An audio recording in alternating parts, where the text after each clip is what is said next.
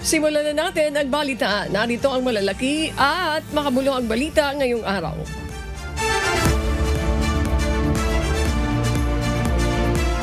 Kinwestiyon ni Professor Ronald Llamas ang legalidad ng de facto dismissal sa impeachment case laban kay Vice President Sara Duterte. Ayon sa kanya, walang probisyon sa konstitusyon na nagpapahintulot nito batay sa paulit-ulit niyang pagbasa sa Article 11. Git ni Llamas, may malinaw na pagkakaiba ang tungkulin ng Senado bilang legislatura at bilang impeachment court. Anya kahit matapos ang 19th Congress, dapat magpatuloy ang proseso kung ito'y nasa yugtuna ng paglilitis. Nasaan ba sa konstitusyon yung de facto dismissal? Binasa ko yung Article 11 siguro 5 beses.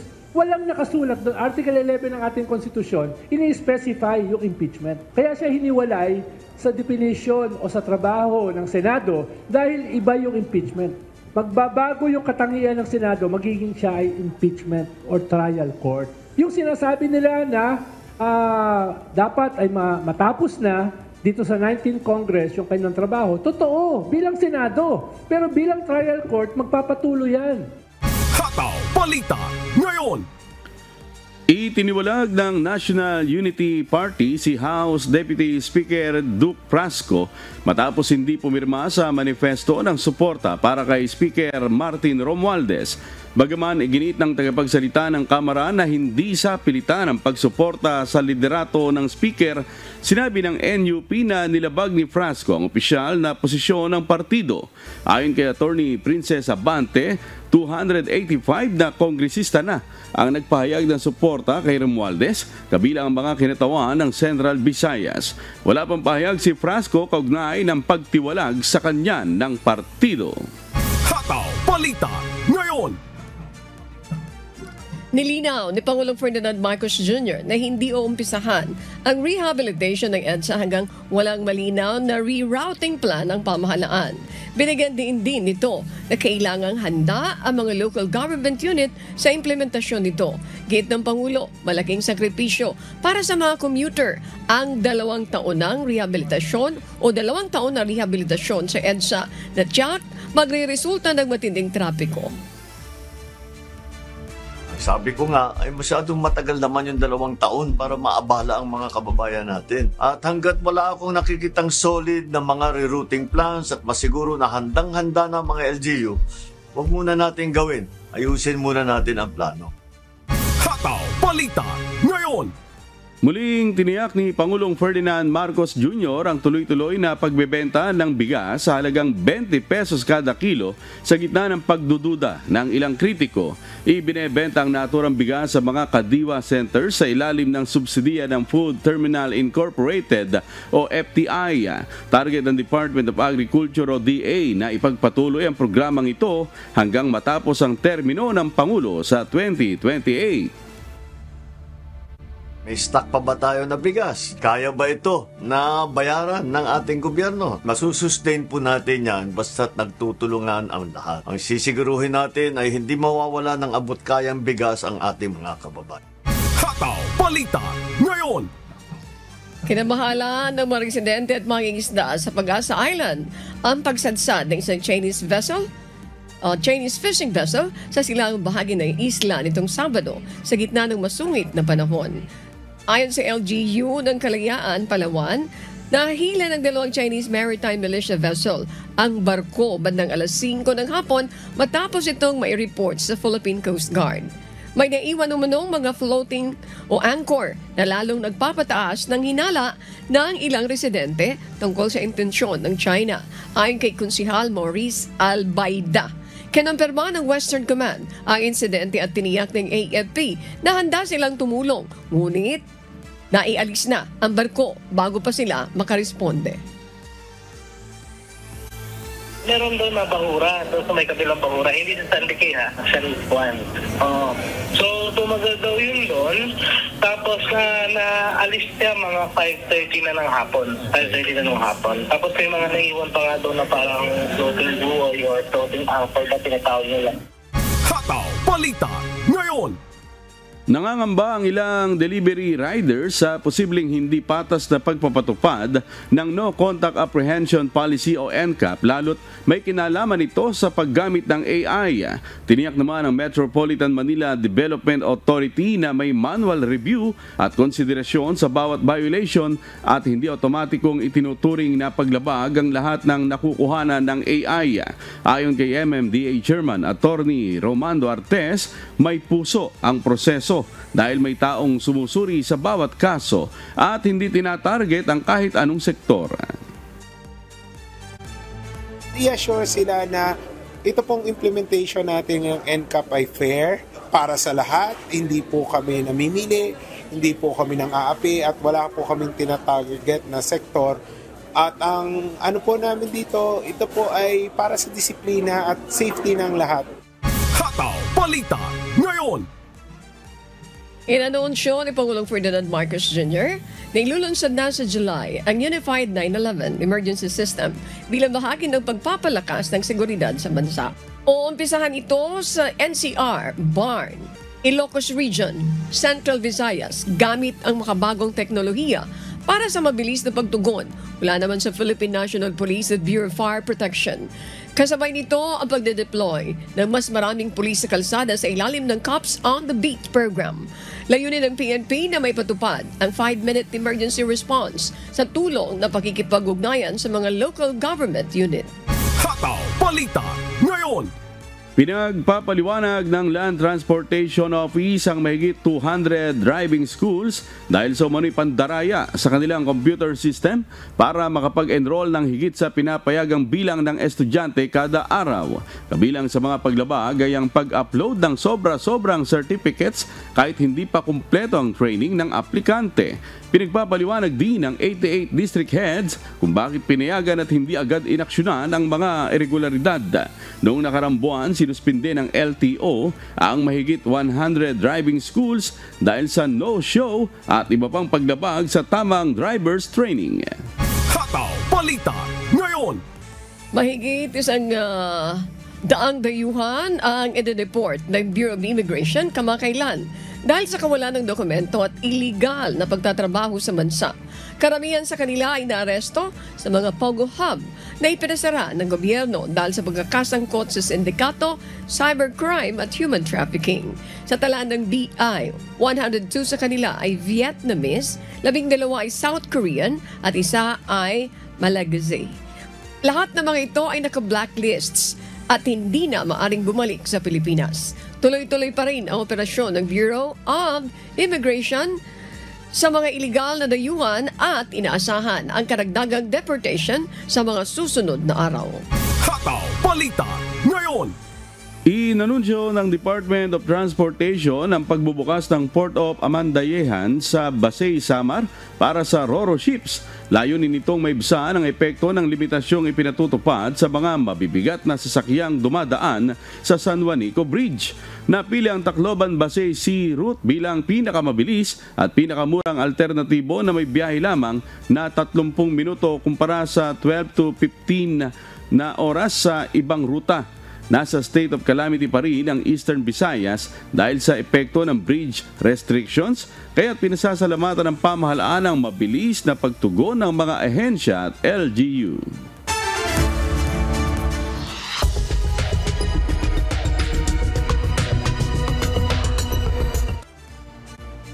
Yes, magandang araw sa inyo amigo Sherwin at Annie at sa ating mga kasangbahay. Maaaring makaranas pa ang mga Australians ng mas mapanganib na weather events matapos maitala ang pinakamataas na temperatura ng karagatan sa rehiyon noong 2024. Tinatayang umabot sa halos 40 milyong kilometro kwadrado ng karagatan sa rehiyon ang naapektuhan ng heat wave. Ito ang humahataw na balita ni Danny Delieva. Noong 2024, naitala na mas mainit ng 0.48 degrees Celsius ang temperatura ng karagatan sa Southwest Pacific Region kumpara sa karaniwang temperatura sa nakalipas na 3 dekada. Ayon sa State of the Climate in the Southwest Pacific Report ng World Meteorological Organization o WMO, Tinatayang halos 40 milyong kilometro kwadrado ng karagatan sa rehiyon o 5 beses na mas malaki kaysa sa Australia ang nakaranas ng marine heat waves sa pagitan ng Enero at Abril 2024. Ayon kay Associate Professor Shane McGregor, isang climate expert mula sa Monash University, madaling maapektuhan ang Australia ng mga pagbabago sa karagatan. Ang mga salik na sanhi ng pagbabago ng klima, gaya ng El Nino Southern Oscillation o ENSO, ay may malaking epekto sa ulan, heat waves at panganib ng sunog sa bansa. Kapansin-pansin ang mga epekto ng pagtaas ng antas ng dagat, dumadalas na marine heat waves at pagbabago sa agos ng karagatan, hindi lamang sa kalikasan kundi pati na rin sa iba't ibang sektor. Apektado rin ang ekonomiya, partikular sa mga isyung may kinalaman sa water security, food production, insurance costs at pagpaplano ng energy infrastructure ng bansa. Danny De Lieva, humahataw sa balita ngayon. Isang insidente ng pamamaril sa Petawawa, Ontario noong Marso ang nagbunsod ng malawakang investigasyon na nagresulta sa pag-aresto ng 8 tao at pagkakakumpiska ng higit $2.5 million na halaga ng iligal na droga. Ang operasyon ay isinagawa ng mga pulis mula sa Ontario at Quebec noong June 5 at nagresulta sa 47 kasong kriminal laban sa mga suspect. Mula sa Grand Prairie, Canada, may humahataw na balita si Jeffrey Reyes live.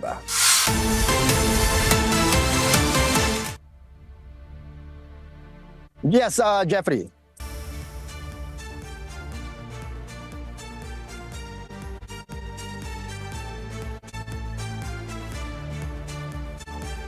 Yes, magandang araw, Noel. Ang mga suspect na may edad 20 hanggang 63 ay pawang mula sa East Ontario at West Quebec.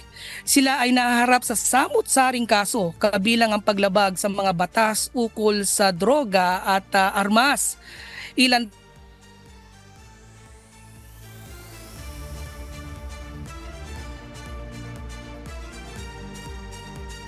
pa sa kanila ay sinampahanan ng kasong kumpiska ng mga pulis ang isang 9mm na baril.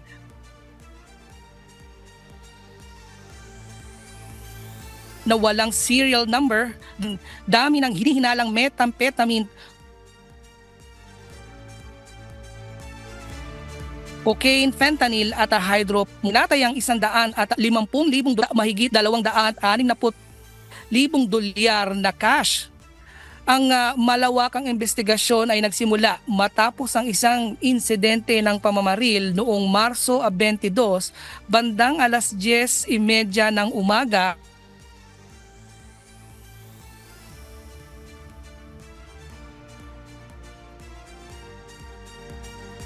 Sa hallway ng isang apartment pamamaril.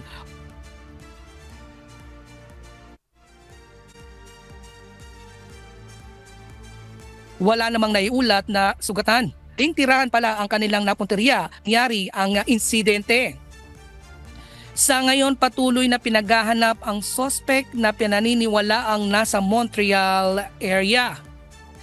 Inilarawan siya bilang isang puting lalaki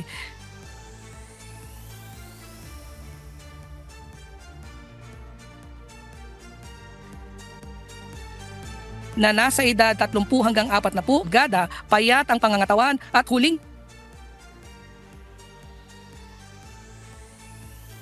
nakitang nakasuot ng itim na dami. Investigasyon sa pamumuno ng OPP at mga lokal na pulisya mula sa Gatineau, Quebec at Ottawa. Balik sa iyo, Noel. Alright, maraming salamat Jeffrey Reyes mula sa Alberta, Canada. Hataw Balita ngayon. Magpapadala ang Administrasyong Trump ng 2,000 tropa ng National Guard sa Los Angeles sa gitna ng patuloy na mga protesta laban sa mga immigration raid. Nagbabala naman si Defense Secretary Pete Hegseth na maaaring immobilize ang mga aktibong tropa kabilang na ang mga Marines sa Camp Pendleton sa oras na lalala ang karahasan. Ito ang humahataw na balita ni Nico Chicano.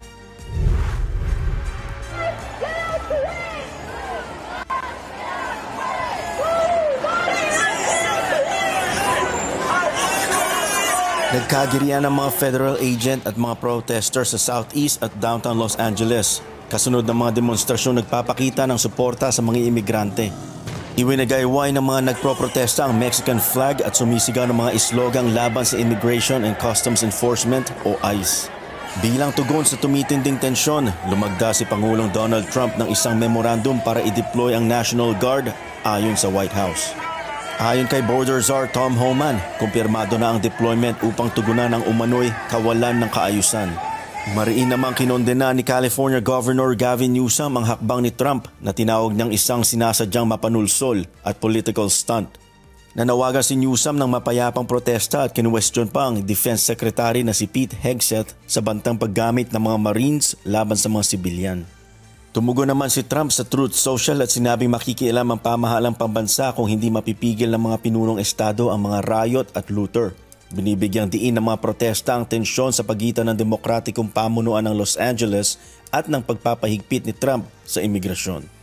Iniulat ng pulisya ng Los Angeles na ilang individual ang na-detain dahil sa kabiguang kumalat sa gitna ng mga protesta, ngunit walang ibinigay na detalye ukol sa mga inaresto. Nagsimula ang mga demonstrasyong noong Biyernes matapos arestuhin ng ICE ang hindi bababa sa 44 na tao sa mga immigration raid sa buong lungsod. Nico Chicano, humahataw sa balita. Ngayon!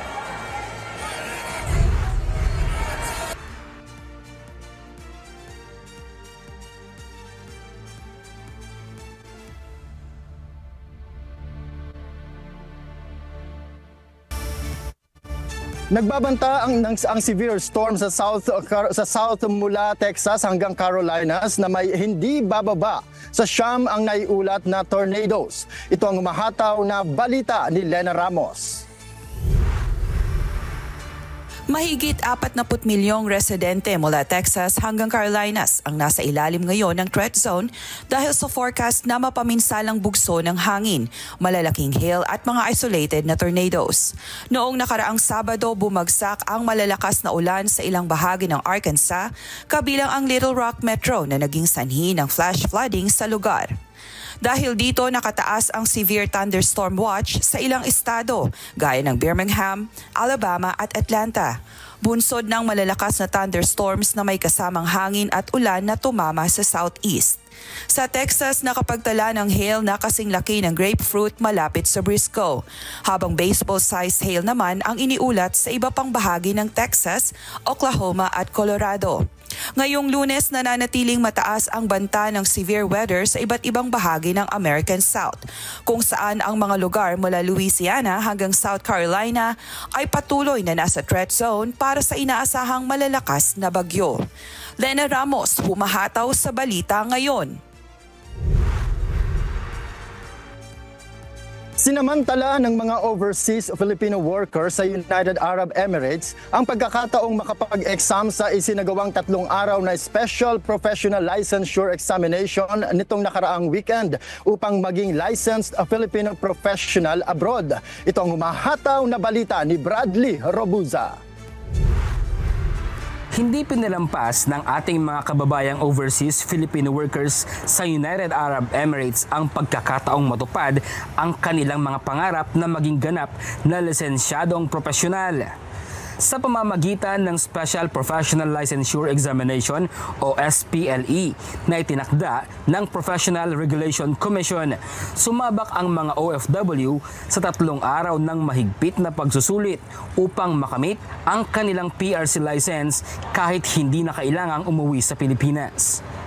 In relation to the purpose of the Special Professional Licensure Examination na ayun na ikakandak to give them opportunity na makakuha ng kanilang professional license even wala sila sa ating bansa, ay ito ay para kapag kasi nakuha nila yon, we are hoping na magkakaroon sila ng additional merit or career advancement to increase their employability and to enhance their competitiveness, lalo at nandito sila abroad. Sa Summit International School sa Madinat Zayed, Abu Dhabi, maaga pa lang ay dumating na ang mga examinee dala ang kanilang mga exam kits upang hindi mahuli sa tinakdang oras ng pagsusulit. Aabot sa 405 OFWs ang sumabak sa SPLE sa Abu Dhabi ngayong taon mula sa 31 propesyon kabilang ang nursing, architecture, engineering, teaching, real estate at social work. For the stats of examinees who are taking the special professional licensure examinations here in Abu Dhabi, UAE, we have an actual examinees of more or less 405. And as of today, and we are hoping na same yung number until tomorrow. Isang beses kada taon isinasagawa ang SPLE sa piling mga bansa gaya ng Bahrain, Kingdom of Saudi Arabia, Kuwait, Qatar, Singapore, Taiwan at United Arab Emirates. Maliban sa SPLE, nagsasagawa rin ang PRC ng Foreign Mobile Services para tulungan ang mga kwalipikadong profesional na makapag-renew ng lisensya at makapagparehistro para sa kanilang professional identification cards. Bradley Robuza, humahataw sa balita ngayon.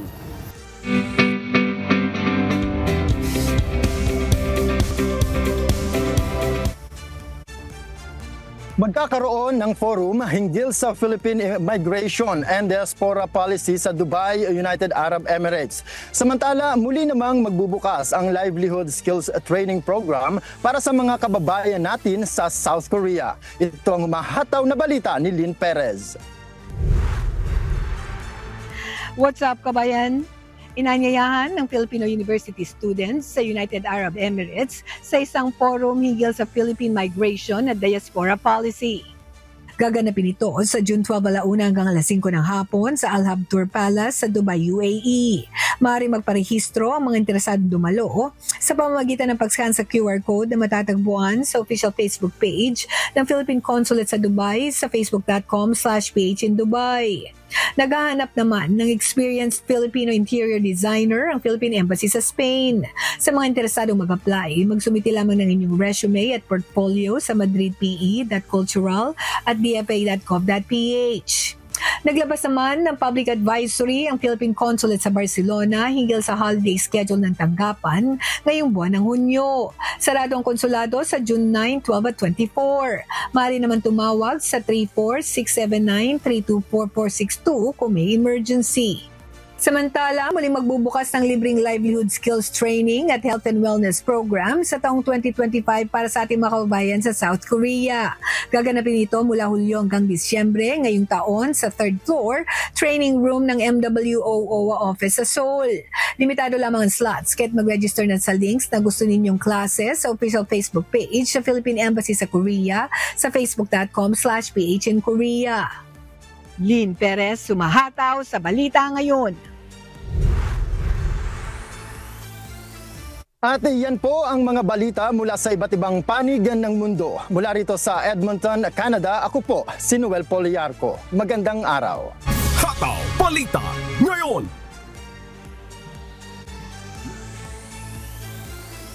Magandang araw sa iyo, Noel and Lynn Perez.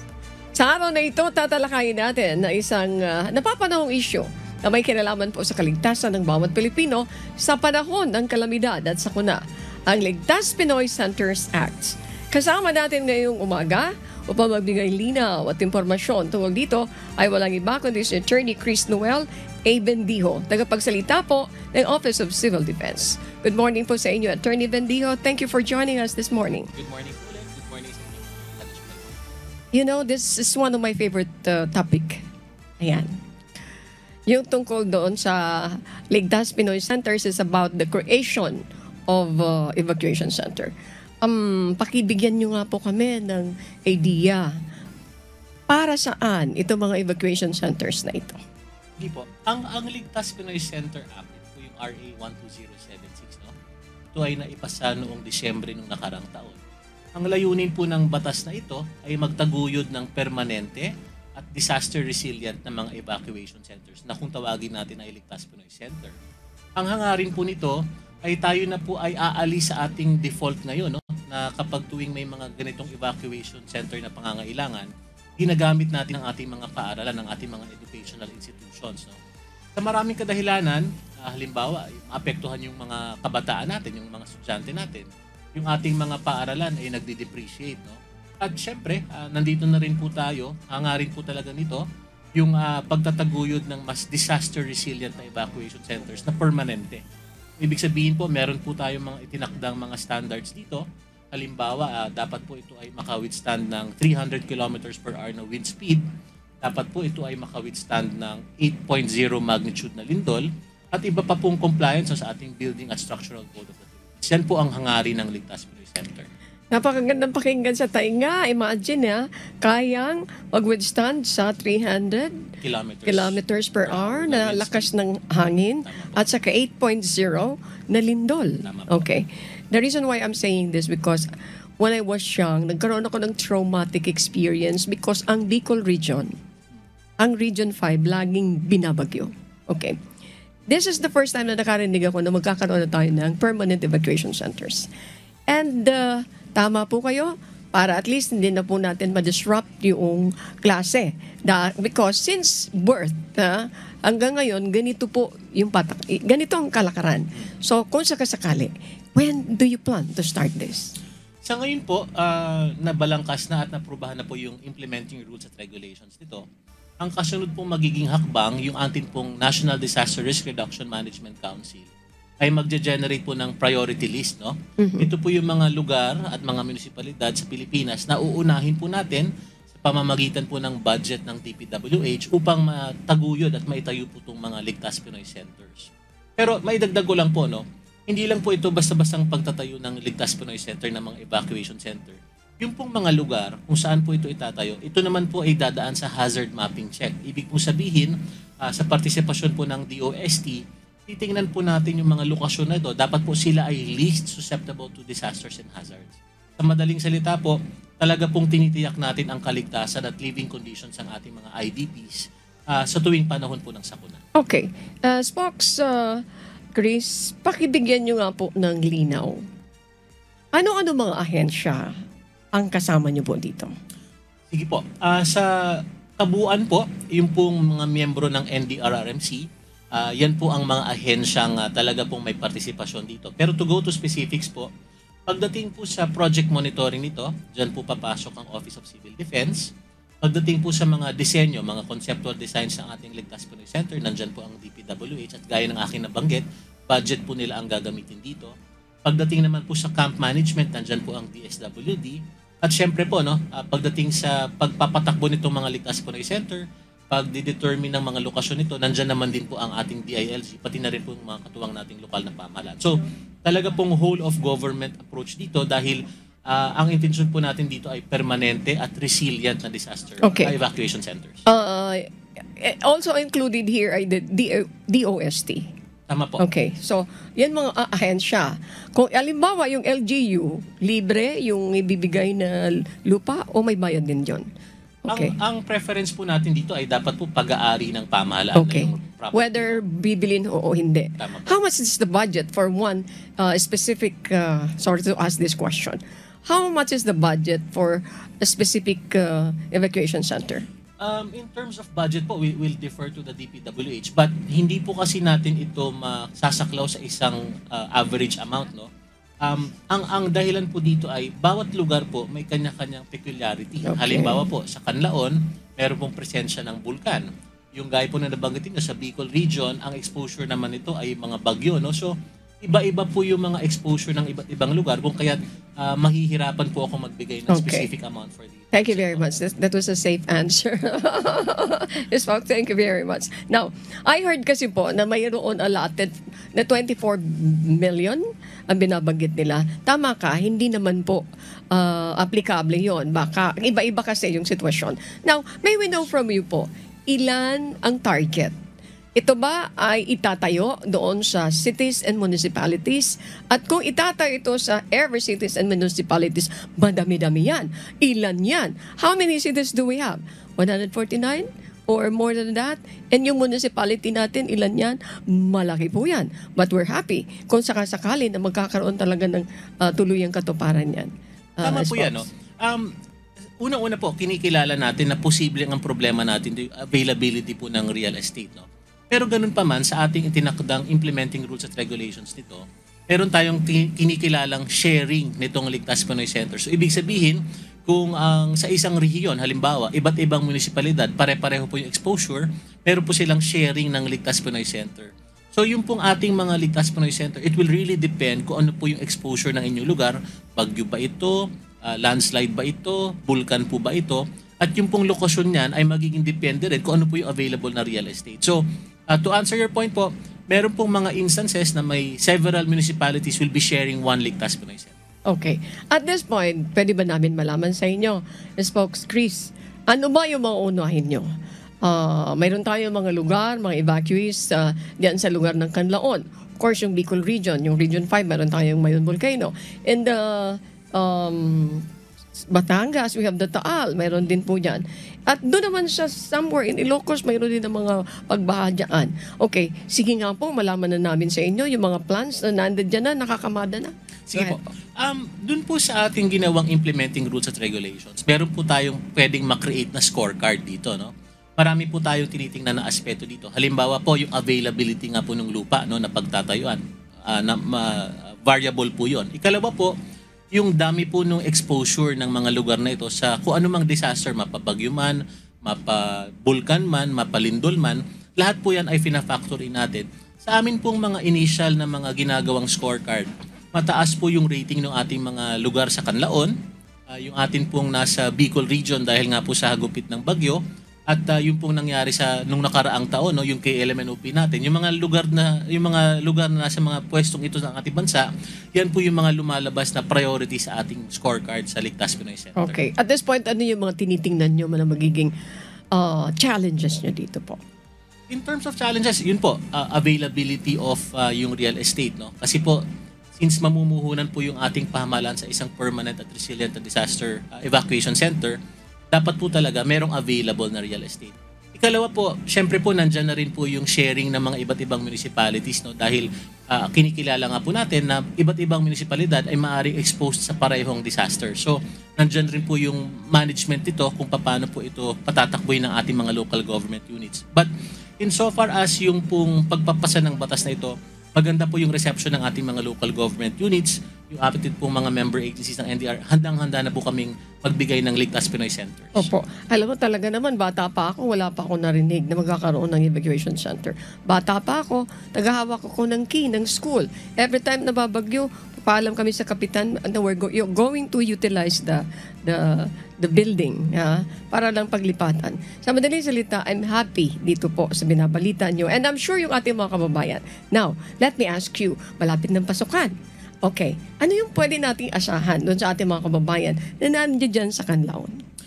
Yan po ang isang napaka-konkretong halimbawa kung bakit po napaka-importante nitong Ligtas Pinoy Center. Ito paparating na June 16. Karamihan po ng ating mga IDP sa Negros ay nasa mga paaralan, no, bilang mga evacuation center. At gaya po ng talumpati ng ating Pangulong Ferdinand Marcos Jr., ang kagustuhan niya po ay yung paaralan ay hindi po dapat lugar kung saan po ikaw ay makakaalala ng iyong trauma na dulot ng disaster. Dapat dito ka natututo, dapat dito nahuhubog ang iyong kabataan. Kung kaya't ito pong ginagawa nating transition, no, at present, ililipat po natin yung mga nasa educational institutions patungo po sa ibang gym, sa ibang open area, sa iba pong tent city, temporarily habang wala pa po itong Ligtas Pinoy Centers. Pero dito po papasok talaga yung kahalagahan ng batas na ito dahil maiiwasan na po natin yung paggamit ng mga eskwelahan bilang mga evacuation centers. Okay. Mga kasambahay, mayroon tayong mga dagdag na katanungan. At this time naman po, Attorney Chris Noel Bendijo, ipapasa ko po kayo sa ating amigo, ang ating co-host na nandiyan dyan sa studio. Amigo Sherwin, go ahead po sa inyong mga katanungan. Yes, good morning po, Attorney Chris. Napakaganda po itong programa po na ito, no, na itatayo. Ang tanong po kailan ho ba natin makikita po itong Ligtas sa Pinoy Center po na ito? Well, tayo po ay umaasa na sana po ito ay mapasama na sa budget ng DPWH itong kasunod na taon. Sa kasalukuyan po, ang ginagawa po ng ating NDRRMC ay nag-generate po tayo ng priority listing ng mga lugar na tututukan po natin, no, dahil hindi naman po pwedeng ito ay sabay-sabay na ipatutupad. Kung kaya't sa ating mga ginawang implementing rules at regulations, meron po tayong mga variables sa tinitingnan dito. Yung site suitability, yung pong pagkakaroon ng lugar na pasado po sa hazard mapping, no, dahil ang ginawa po nating patakaran dito, yung pagtatayuan po ng Ligtas Pinoy Center ay dapat po least susceptible to disasters and hazards. So marami pa po tayong mga variables, no? Yung exposure po ng lugar, gaano siya kadalas tamaan ng bagyo, yung pong protracted na disaster kagaya po ng Canlaon. Ito po lahat ay binibigyan natin ng scorecard upang malaman natin kung aling lugar sa buong bansa ang ipaprioritize natin sa pagtatayo ng mga Ligtas Pinoy Centers. Kung sakali po ba ang magtatayo po nito, LGU na po o DPWH po? In terms of sa pagtatayo po, ito ay magiging bahagi ng budget ng DPWH. Ang pagkukumpleto naman po nito ay tututukan ng Office of Civil Defense. At kapag ito po ay nakumpleto na, ito turn over naman po natin ito sa local government units. Okay po. Sige po. At Annie, back to you. Okay. Thank you very much, amigo Sherwin. Wala naman para sa kabatiran ng ating mga kababayan. Lahat ba pwede makapasok dyan? Sa evacuation center na yan? May mga qualifications ba? May mga requirements po ba, spokesperson? Lahat po nung tatamaan ng disaster na ina-address ng Ligtas Pinoy Center ay maaari pong makapasok dito. Pwede rin po natin banggitin dito, no? Ito po yung kauna-unahang pagkakataon na magtatayo tayo ng Ligtas Pinoy Center, ng evacuation center, na papasa po sa international standards. Ibig pong sabihin, fina-factor in po natin dito ang iba't ibang dissection po ng populasyon, no?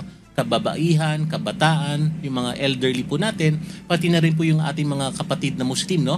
Lahat po ng mga practices, paniniwala sa relihiyon, kaibahan po, yung mga kailangan pong halimbawang lactation station, lahat po yan ay mga standards na dapat ma-comply ng ating Ligtas Pinoy Center. So sa madaling salita po, accessible to everybody po. Okay. Doon sa isang specific evacuation center, mga ilan ang pwedeng ma-house po nito? Yung pong ating itatayo ay number one po, depende nga po sa available na real estate. No? Dahil kinikilala po natin, may posibilidad na multiple municipalities ay mag-share sa isang Ligtas Pinoy Center. So in terms of size po, dyan po papasok yung expertise ng DPWH sa kanilang conceptual designs depending on gaano po kalaki yung real estate na available. Okay. So wala pa tayong target when to start and when to finish this project? In terms of starting po, again, we're hoping na maisama na ito sa 2026 budget ng DPWH. So today is 2025, so we'll be waiting for another year. Tama po yan. No? Ang tinitiyak naman po natin dito, kaya po natin pinagdadaanan itong metikulosong prosesong ito dahil po gusto natin talaga pong science-based ang ating approach. Dapat po pumasa sa hazard mapping at pangalawa po, yung conceptual design ng DPWH dapat nga po pumasa doon sa 300 km wind speed at 8.0 magnitude na lindol. Okay. Yung binabanggit ko po kanina, may target din kayo kung kailan pwedeng matapos po ito? In terms of completion po, siguro po depende na rin talaga yan. No? Kasi pag tinignan po natin yung batas, ang access po sa Ligtas Pinoy Center sa lahat po ng munisipalidad ang target po nito. No? So meron po tayong mga nakikitang posibleng maging problema dyan. Halimbawa po NCR. No? Mm-hmm. In terms of location, medyo mahihirapan po yata tayo mag-locate ng ganung kalaking area para ma-accommodate itong NCR. So, in terms of completion po, hindi ko po mabigay sa inyo ang exact date nito. No? But that is being discussed. That is also in the plan. Correct po. Again, the intention of the law is bigyan po ng access ang lahat ng munisipalidad sa Ligtas Pinoy Center. Okay. At this point po, mga kasambahay, hinga na natin ng message si Attorney Chris Noel Bendijo. Go ahead po. Sige po, sa ating po mga kababayan, tayo po ay nagpapasalamat sa pagpasa nitong Ligtas Pinoy Center. Ito po ang kauna-unahang pagtatayo at pagkilala ng ating bansa sa kakaibang panahon na nararanasan na po natin. Ang hangarin po natin dito ay una, mapa-improve po yung ating mga IDPs, yung pong kanilang tinitirhan sa tuwing panahon ng sakuna. At ikalawa po, iwasan na rin po yung paggamit sa ating mga paaralan bilang mga evacuation centers. Tayo po ay nagpapasalamat sa ating Pangulong Ferdinand Marcos Jr. At sana po sa ating mga karatig na ahensya, lalong-lalo sa DPWH po, no, sana po ay maipasama na ito sa 2026 budget natin at nang sa ganun ay tayo po ay makapagsimula na sa pagtataguyod ng ating mga Ligtas Pinoy Centers. Ganda ng wish mo. Thank you so much, Attorney Chris Noel Bendijo from the Office of Civil Defense. He is the spokesperson. Sa ngalan po ni Kuya Daniel Lason at lahat ng ating mga kasama sa Hataw Balita. Magandang umaga and thank you again for joining us this morning. Thank you for finding time with us. Thank you very much po. Good morning po. Pag-uumpisa na bukas ay inaalok na libreng cybersecurity online course ng pamahalang panlalawigan ng Albay. Inaanyayahan po ang lahat na interesadong mamamayan na nagnanais po na madagdagan ang kanilang kaalaman sa larangan po ng cyber security na makipag-ugnayan o personal na magtungo sa Albay Capital para sa karagdagang impormasyon at pagrehistro. Si Jerry Galicia, humahataw. Inaanyayahan ng Digital Transformation Center DTC Albay sa pakikipagtulungan ng Department of Information and Communications Technology DICT Albay ang publiko na makibahagi sa isang makabuluhan at libreng online course tungkol sa cyber security. Mag-uumpisa sa June 9 ang kursong Introduction to Cyber Security, isang beginner level program na inaalok ng pamalang palalawigan ng Albay. Ang kurso ay tatagal ng 6 na oras kada araw at maaaring matapos sa self-paced mode na swak sa schedule ng mga estudyante, professional o sino mang nais madagdagan ang kanilang kaalaman sa makabagong teknolohiya. Hindi lang kaalaman ang maaaring makuha sa programa. Ang mga matagumpay na makakatapos ng kurso ay makatatanggap din ng certificate at digital badge na maaaring idagdag sa professional profile o resume. Para sa mga walang sariling device o internet, bukas ang DTC Albay sa second floor, Annex Building, Albay Capital, Legazpi City. Dito maaari gumamit ng libreng internet at computer upang makasabay sa online course. Opisyal na natapos na ang registration kahapon June 8. Magpapadala naman ng email confirmation ang Albay DTC sa lahat ng rehistradong kalahok. Jerry Galicia, humahataw sa balita ngayon. Inilikas ang higit 1,000 pamilya sa Zamboanga City dahil sa pagbaha bunsod ng low pressure area at southwest monsoon o hanging habagat. Tulong-tulong naman ang lokal na pamahalaan at iba't ibang ahensya para masigurong maayos ang kalagayan ng mga lumikas na residente. Si MJ Vasquez, humahataw.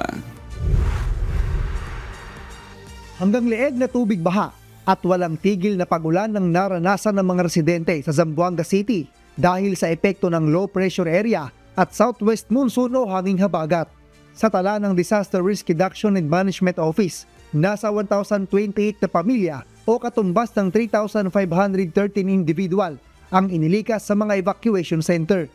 Ilang mga bahay ang nalubog sa baha at mayroong ding kalsadang nasira dahil sa mabilis na pagtaas ng tubig baha mula pa nitong Biyernes, June 6. Sa kasalukuyan, 12 evacuation centers ang bukas at pinagtutuluyan ng mga lumikas na residente sa buong lungsod. Nagpahatid na rin ng tulong ang lokal na pamahalaan sa mga apektadong lugar habang nakabantay ang City Health Office upang magbigay ng agarang atensyong medikal sa mga nangangailangan. MJ Vasquez, humahataw sa balita ngayon.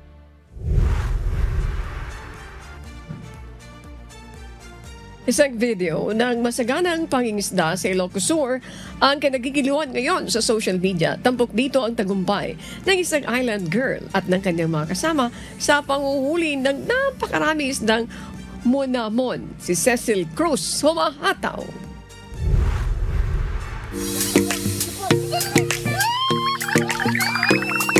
Wow! Ang daming isda! Viral ngayon sa social media ang kuhang video sa karagatang sakop ng Puro Magsingal, Ilocos Sur. Video ito ni Milagros Taasan Pagud, isang tunay na island girl na bihasa sa pangingisda. Tingnan niyo naman sa video, tila excited sa pagpasag ang mga isdang monamon. At alam niyo ba, ang isdang monamon o dilis ay karaniwang sangkap sa lutuing Ilocano. Masarap gawing bagoong o kaya naman kilawin. Kasama ang kanyang mga kagrupo, si Milagros ay nakahuli ng napakaraming sariwang isda, biyaya ng dagat. At good news, 35 to 40 pesos lang per kilo ang bentahan nila. Abot kaya, sariwa pa. Ang saya ng video nila ay nakaantig sa puso ng maraming Pilipino. Viral na ngayon with over 1 million views. Tunay na biyaya, tunay na sipag, tunay na good vibes. Cecil Cruz, humahataw sa balita ngayon.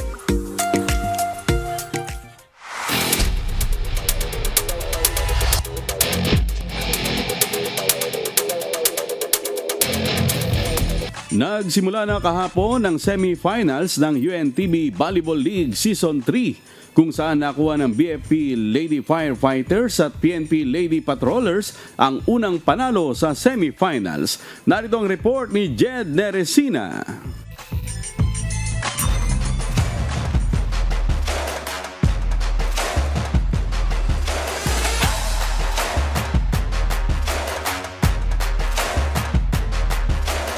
kupunan ang nagtatagisan ng galing sa volleyball court para makasecure ng pwesto sa championship dahil semi-finals na ng UNTV Volleyball League Season 3.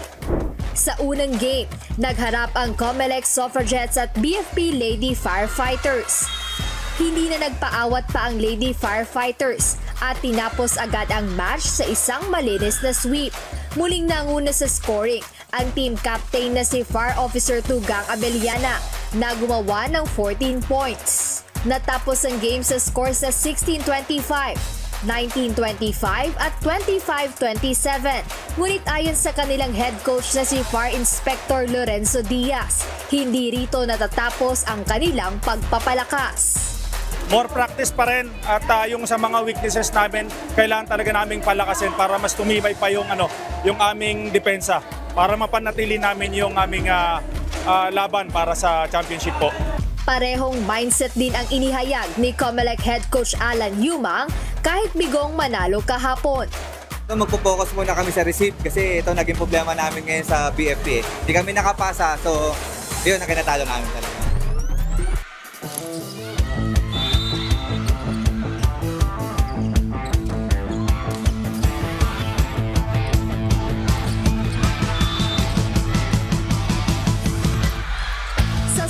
Game kahapon, live pa rin sa Paco Arena sa Maynila.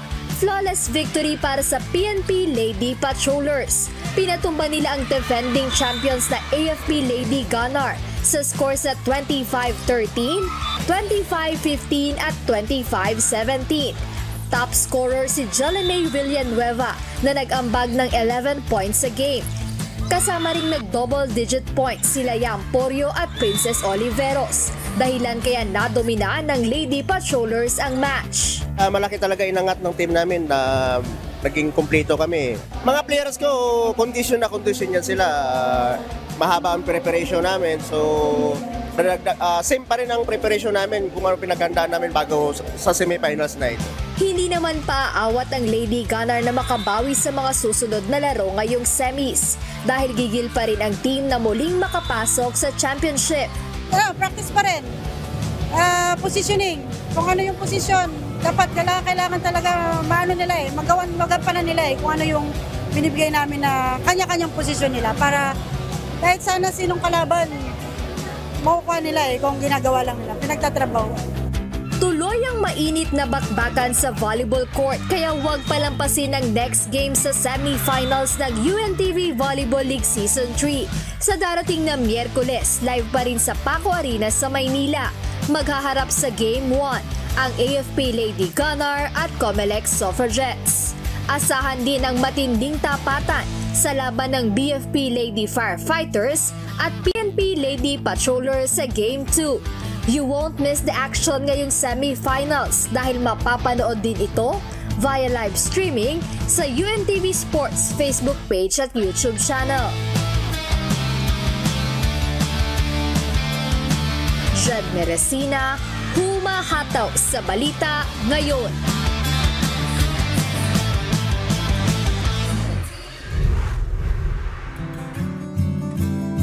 At sa aming ibabahaging mga salita ng Diyos na ating sandigan, mula sa Ecclesiastes Kapitulo 4, talatang 9 hanggang 10. Dalawa ay maigi kaysa isa, sapagkat sila'y may mabuting kagantihan sa kanilang gawa. Sapagkat kung sila'y mabuwal, ibabangon ng isa ang kanyang kasama. Ngunit sa aba niya na nag-iisa, pagka siya'y nabuwal, at walang iba na magbangon sa kanya.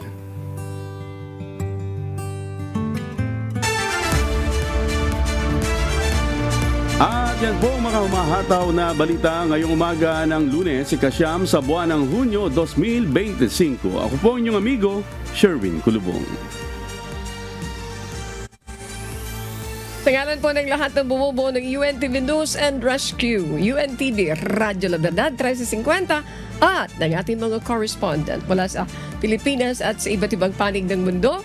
Ako naman po si Annie Rantoy. At dito sa UNTV at UNTV Radyo La Verdad 1350, Diyos ang aming sandigan, serbisyo publiko ang aming pinahahalagahan. Susunod na po ang Good Morning Kuya. Salamat po sa Diyos at magandang umaga.